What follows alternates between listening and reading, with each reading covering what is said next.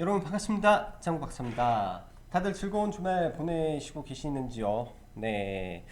서울은 토요일 오전부터 비가 내려서 참 미세먼지 없는 주말을 보낼 수 있었습니다. 개인적으로는 뭐 업무와 또 집안사가 좀 바빠 외부 활동을 못하고 또 이렇게 사무실에서 일요일날 시간 보냈는데 잠시 이제 여의도라든지 이런 길을 보면 참 사람들이 그러니까 날씨가 좋으니까 많이 움직이는 것 같아요. 참 연일 코로나 확진세가 400명대에서 안 내려가고 있다가 계속 500명씩 증가를 하는 모습이 한편으로는 참 자영업자 분들이 안 그래도 힘든데 또 이런 부분이 가중되지 않을까라는 조심스러운 우려도 생기고 또 코로나 확진세로 인해서 이 증가세 자체가 또 앞자리가 바뀌게 된다면 순간 또 주식 시장의 이 테마의 변동이 또 생길 수 있다라는 점을 우리는 생각을 하면서 시장을 좀 바라봐야 될 것 같습니다. 지난주 금요일부터죠. 네, 지난주 금요일, 목요일, 금요일 정도부터 해서 주식 시장 외에 이 코인 시장 안에서 알트코인들이 엄청난 또 탄력을 좀 보였는데요. 최근에 이런 부분 때문에 주식 시장의 거래 대금이 많이 줄어든 경향은 있으나 항상 이런 부분이 결국 버블을 만드는 부분이라고 생각을 합니다. 코인 쪽에서 버블이 점점 커져가고 또 그러한 자금이 또 일시적으로 주식시장에서 코인으로 옮겨갔다면 반대로 코인 쪽에서 버블이 생기면 또 그런 자금이 다시금 주식시장으로 저는 유입될 가능성이 굉장히 높다라고 생각을 하기 때문에 시장 여전히 긍정적인 시각에서 바라보시고 지금 부족한 유동성 네, 코인 시장에서 판을 키워서 다시 주식시장으로 돌아올 가능성이 높다라는 관점 하에 4월 증시는 굉장히 좋을 거다라는 생각으로 시장을 바라보면 좋을 것 같습니다. 자, 그리고 라이브 방송 가입은 오늘까지만 진행을 하기 때문에 관심 있으신 분들은 보시면 될 것 같네요. 아마 4월 말에나 다시 진행을 할 예정이기 때문에 보시면 될 것 같습니다. 자, 그럼 시황 들어가도록 하죠. 지난 목요일 해외 증시, 특히 이제 바이든의 인프라 발표를 통해서 특히 이제 500억 달러에 대한 반도체 지원에 자금을 쓰겠다라는 부분이 미국 나스닥의 반도체 장비 관련주들의 주식을 큰 폭으로 키워줬는데요. 뭐 어플라이드 머티리얼즈라든지 뭐 ASML 등등 굉장히 큰 폭의 상승을 보였습니다. 그 덕에 국내 IT 반도체 섹터가 목요일 날도 굉장히 양호한 모습을 보였고 특히 금요일 시장에서는 대부분의 이 시총 상위 IT 종목이 거의 신고가 돌파하는 모습을 좀 보여주었죠. 네. 이런 부분이 아마 다음 주에도 이어질 가능성이 좀 높고요. 주말 사이 나온 내용 중에 하나는 3월 D램 이 공급가죠. 네. D램 공급가 상승분이 여전히 강하게 유지되고 있다. 낸드는 점진적 상승 중에 있다로 보시면 될 것 같습니다. 이런 부분을 우리가 생각을 해보면 앞으로 있을 4월 그러니까 2분기에도 여전히 IT 반도체 특히 이제 삼성전자와 하이닉스의 실적 부분에서 전혀 꺾임이 없이 갈 가능성이 높고 또한 전 세계적으로 300조 네, 빅판이죠. 큰 판이 300조 반도체 큰 판이 진행되고 있다라고 봅니다. 있다. 그러면 IT 반도체 관점에서 보면 우리가 생각을 해봐야 될 거는 두 가지예요. 신고가를 치는 종목과 네, 조정을 받고 있으나 실적이나 업황에 문제가 없는 1에서 3위권 내에 있는 종목에 관심을 지속적으로 가져도 무방하다입니다. 시장에서 투자라는 관점에서 본다면 단기적인 시각을 보는 사람도 있을 거고 그러니까 굉장히 빨리 돈 벌고 싶은 사람도 있어요. 보면 조급함이 이 하늘을 찌르는 사람들도 굉장히 많습니다. 또 반면 좀 느리지만 좀 안전하게 갈 수 있는 섹터를 생각하시는 분도 많을 거라고 생각을 하고요. 사실 일반 투자자 관점에서는 안전하게 가는 게 저는 좋다라고 생각을 합니다. 많은 투자자들이 시장에서 초심을 잃어요. 처음에는 5에서 10%만 벌면 된다라는 생각이 뭐 시장에서 보면은 급등주가 따라가고 내가 단기에 들어가는 종목이 너무나 안 올라서 손절하고 뭐 주변에서 아 이렇게 돈 벌었다든지 저런 종목이 굉장히 유망한다든지 옮겼을 때 오히려 그 종목분들이 상투에서 떨어지게 되는 경우가 저는 굉장히 많다라고 생각을 합니다. 초심을 내가 5에서 10% 아니면은 뭐 1년 기준에서 뭐 20%의 수익을 목표로 한다면 차라리 IT 반도체 섹터 저가에 분할로 계속 매수해서 간다면 올해 내내는 저는 IT는 전혀 문제가 없다라고 아직도 네, 주장차 말씀을 드리겠습니다. 반도체 섹터 이게 이제 사이클이 이미 진행이 되고 있기 때문에 비록 느리지만 굉장히 안정적인 섹터라는 거는 변함이 없다라고 생각이 들어요. 물론 저희도 목요일 날 들어갔지만은 이런 부분에 대한 기본적인 큰 틀을 가지고 있다면 IT 섹터 굉장히 긍정적으로 계속 바라봐야 된다라고 말씀드리고요. 금요일 국내 시장 보면 코인베스트 나스닥 직상장 이슈가 또 더해지면서 두나무 관련주들이 굉장히 좀 강했죠. 거기에 창투사들이 이제 후발주로 뛰어들면서 금요일 거의 시장을 주도했다라고 봐야 될 것 같고 기존에 뭐 하나투자증권이라든지 우리기술투자 등등이 뭐 단일가 이슈가 생겼는데 통상 1등, 2등주가 단일가에 들어가면 그 다음에 종목이 순환매가 도는 경우가 많습니다. 그래서 에이티너 인베스트먼트가 이연상에 들어가고 또 후발로 TS 인베스트먼트가 상에 갔죠. 그 외 창투사들 굉장히 좋은 모습을 좀 보여줬고 장 초반에 비덴트도 좀 강했던 흐름을 보여줬다라고 보여집니다. 주말 사이 가상화폐 연일 정신없는 상승세가 좀 지속이 돼서 아무래도 월요일 날도 이런 흐름은 좀 진행이 될 것 같아요. 뭐 알트코인 관점에서 알트코인 중에 이제 메디블록이라고 또 있는데 뭐 관련해서 컴퍼니 K가 또 투자를 해놓은 회사이기 때문에 또 이런 부분이 또 연동돼서 월요일날 움직임을 보일지 이런 것도 한번 생각을 해보시면 좋을 것 같고요. 정치 테마주 아직도 좀 강세 보입니다. 금요일날 정치 테마주는 SG 충방이라는 종목 이 상한가를 갔는데요. 정치 테마주 먼저 좀 보면 시장에서 양강구도로 가는 건 맞습니다. 윤석열과 이재명으로 양강구도가 진행이 되고 있는 가운데서 사실 SG 충방을 저는 개인적으로 이게 이재명 관련주인지 윤석열 관련주인지 개인적으로는 굉장히 헷갈려요. 윤석열 관련주 굉장히 높은 구간에서 조정이 진행되고 있다라고 저는 생각을 하고 있고 너무나 높기 때문에 더 이상 공략할 생각은 1도 하지 않습니다. 이런 구간에서 들어가서 얼마를 더 먹겠다라고 보는지 없는데 여전히 정치 테마주 움직임이 심상치 않고요. 이재명 관련주가 오히려 최근에는 제가 이재명 관련주를 계속 말씀을 드리고 있죠.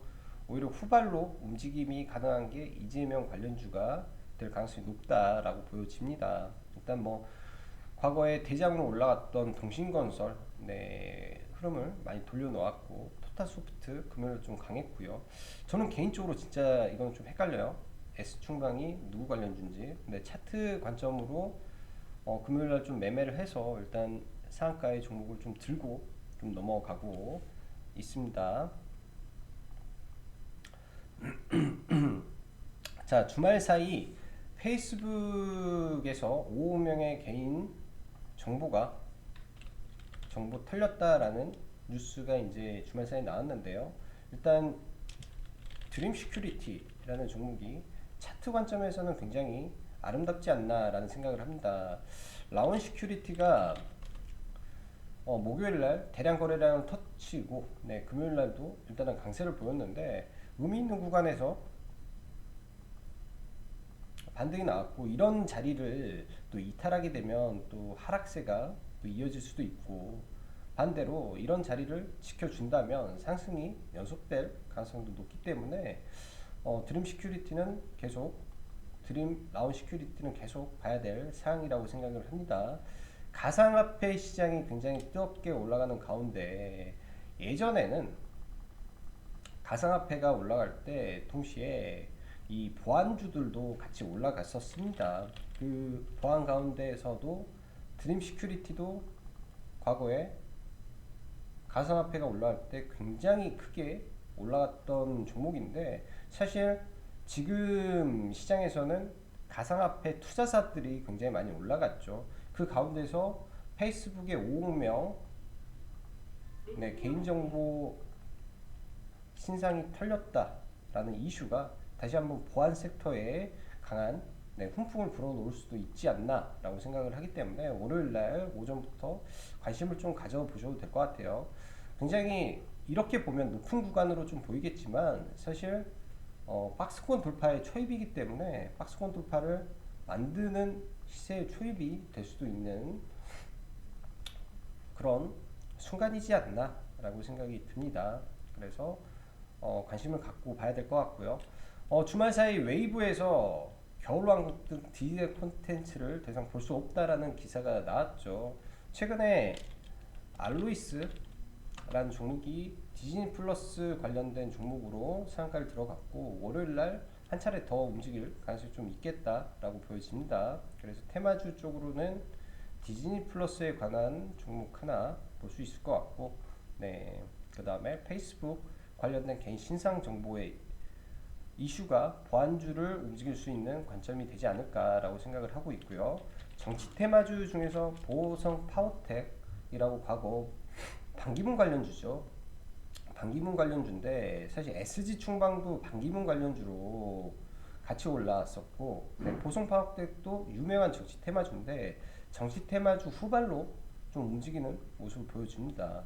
이 또한 개인적으로는 뭐 누구 관련주다라는 관점보다도 차트적인 관점에서 자꾸 윗꼬리를 돌파해 주는 모습이 보이기 때문에 차트 관점으로 보는 게 좋지 않겠냐라는 생각을 해요.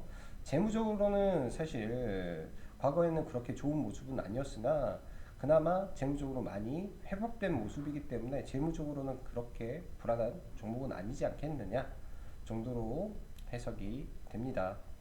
자, 이어서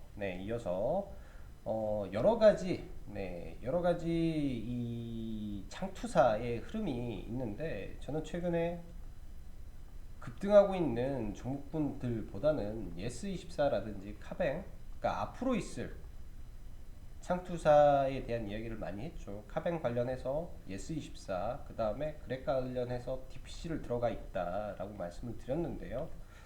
예스24도 추가 상승을 좀 보여주면서 일단 단기적인 저항선에 저는 부딪혔다라고 생각을 합니다. 이런 박스권이 만들어진 거죠. 위아래 박스권이 만들어졌기 때문에 추후에 내려왔을 때 이런 구간에서 다시 조정을 보인다면 좋은 매수 구간이 될 수 있을 걸로 보여지고, DPC 관점에서는 저는 여전히 홀딩 관점으로 봐야 된다라고 보여집니다. 여전히 홀딩 관점으로 봐야 된다라고 보여지고, 지금 여기서 깨지고 내려오는 많은 매물이 있는 구간을 매물 소화를 하고 있다면 충분히 조정시 눌림에 매수하고 다시 한번 급등을 해줄 수 있다라고 생각을 해요. DPC 관련해서는 스틱 인베스트먼트를 통해서 2억 달러, 즉 2,200억을 그랩에 투자를 했기 때문에 적은 금액이 아니고, 그랩 자체가 45조, 투자 자체 할 때가 시장에서 바라볼 때는 12조의 밸류였는데 지금은 45조 밸류를 말을 하고 있죠. 45조 밸류를 인정을 받게 된다면 굉장히 큰 모멘텀으로 작용할 가능성이 높다라고 보여집니다. 또 지금의 시장 상황에서 그런 게 대문짝만하게 뉴스가 나온다면 한 차례 20% 가까운 급등도 나올 수 있다라고 생각이 들어요. 자, 그리고 정책주 관련해서 일자리 윌비스 한번 볼게요. 윌비스 좀 밀려 내려오고 있는데 이런 구간에서 조정을 보인다면 관심을 가져봐도 좋을 것 같고,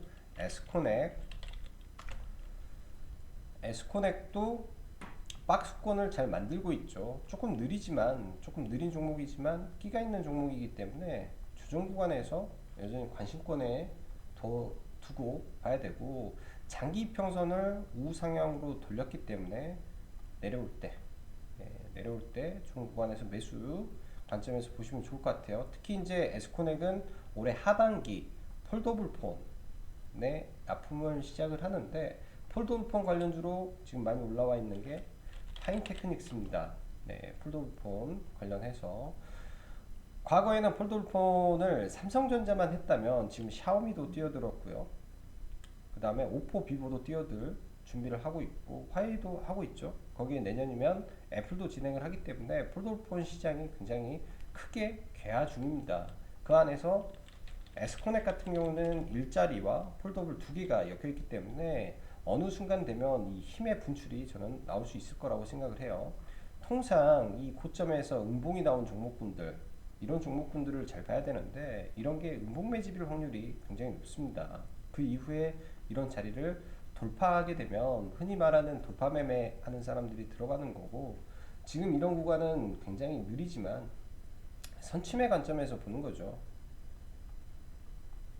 이런 자리는 선수의 영역이고, 이런 자리는 일반 투자자의 영역이에요. 그래서 시간을 지니기는 매매를 해야 되는 자리다 라고 생각이 듭니다. 자, 종목들 보고 마무리를 하죠. 자, 삼성전자.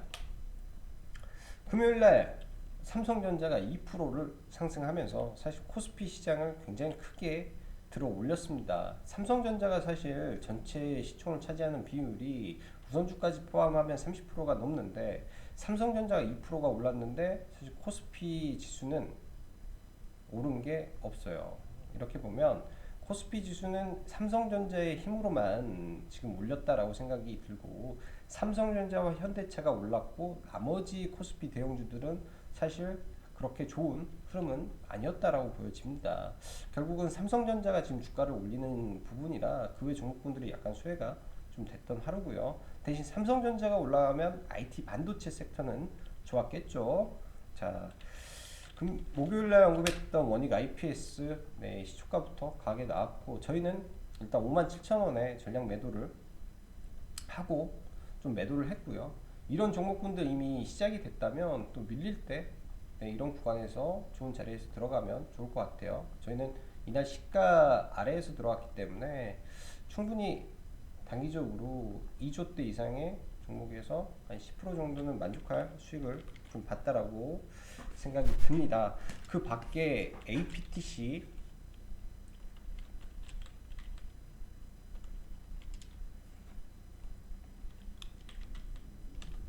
APTC라든지, 네, GST 등등도 굉장히 좋은 흐름이죠. 반도체 장비 섹터 다 좋은 흐름이라고 생각을 하고, 디바이스 ENG라는 종목이 있는데 시가총액 2,800억에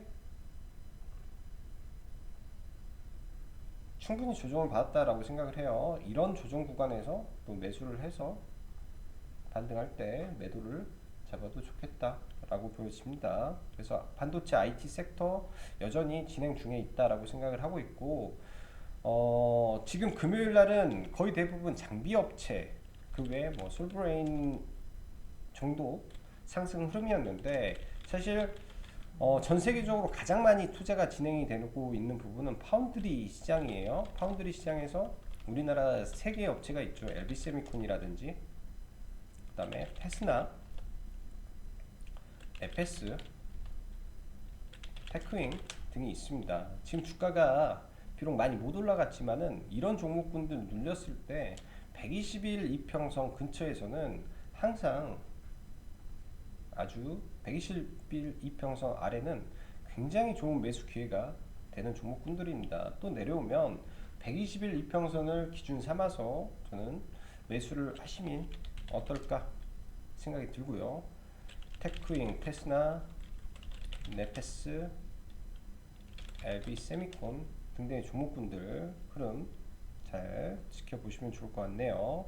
자, 그 밖에 현대차, 기아차, 기아차가 주말에 일단 제너시스 이슈를 또 한 번 터뜨렸습니다. 중국에서 제너시스의 론칭 쇼가 성공적으로 마무리가 됐다라는 이슈가 추가적으로 자동차 종목을 들어 올릴지 좀 봐야 될 것 같고, 저희는 현대 모비스를 가지고 있었기 때문에 금요일날 현대모비스는 전량 매도 처리를 하고 일단 마무리를 했습니다. 종목군으로는 문제가 없는데 일단 단기 매도를 했고 다시 관심을 가져야 될 구간이라고 생각을 해요. 1분기 실적으로 봤을 때 자동차 업종의 실적은 수출 데이터가 어느 정도 보장을 해주는 부분이라 현대차, 기아차 단기 바닥은 잡았다라고 보시면 될 것 같습니다. 금요일날 현대차 이슈로 뭐 구형테크라든지 단기 매매 정도는 좀 진행을 했었고요. 그 밖에 주말에 테슬라도 1분기 전기차 판매량이 굉장히 좋았다라는 말이 나왔죠. 명신산업 테슬라 관련해서 최근 굉장히 급등했다가 21선을 금요일날 처음으로 돌파가 나왔습니다. 자, 이런 종목은 이 21선 기준에서 방향을 잡았기 때문에 이제부터 올려서 세우는지 좀 봐야 되고, 얘도 과거에 굉장히 크게 상승을 했다가 반토막 이상 났죠. 반토막 이상 난 상황에서 올라가는 구간이기 때문에 지금 구간에서는 관심을 좀 가져도 좋을 것 같습니다. 자, 다음 한 주, 네, 시장 전체적으로 보면 금요일날 시장이 굉장히 좋게 몇 가일 동안 진행이 돼서 추가 상승도 가능하겠지만 한 이틀 정도 더 올라가게 된다면 국내 증시는 박스권에 갇혀서 갈 가능성이 높다라고 판단이 되기 때문에 한 이틀 더 올라가면 추격 매수보다는 눌림을 기다리는 전략으로 한 주를 보는 게 저는 좋을 것 같네요. 자, 한 주 동안 수고 많으셨고 다음 한 주도 돈 많이 버는 그런 시장 되시기를 바라겠습니다. 자, 그럼 여기까지 창구 박사였습니다. 감사합니다.